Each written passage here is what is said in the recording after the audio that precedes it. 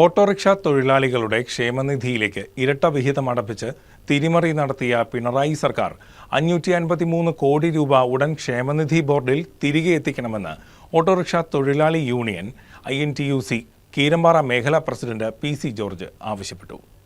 Autorickshaw തൊഴിലാളികളെ അവരുടെ വിയർപ്പിന്റെ ഫലമായി അവർ ക്ഷേമനിധിയിൽ അടച്ച തുക വലിയ തുകയാണ് ഇപ്പോൾ കുമിഞ്ഞുകൂടിയിരിക്കുന്നത്.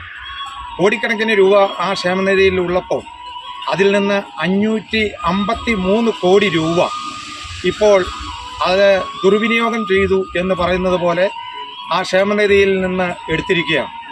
സർക്കാർ ഇങ്ങനെ എല്ലാ ക്ഷേമനിധികളിലും കൈയിട്ട് വാരുമ്പോഴും ആ ക്ഷേമനിധിയെ ആശ്രയിച്ച് ലക്ഷ്യമാക്കി ജീവിക്കുന്നവരെ സംബന്ധിച്ച് അവരൊരു ആവശ്യവുമായി കടന്നു ചെന്നാൽ അവർക്ക് 100 കൂട്ടം നൂലാമാലകൾ അതിന് വേണ്ടി പറയുകയും നിരവധി കടലാസുകൾ അതിന് ഉണ്ടാക്കണമെന്ന് പറയുകയും നിയമങ്ങൾ പറയുകയും ചെയ്ത് തിരിച്ചയക്കുന്ന പതിവാണുള്ളത്.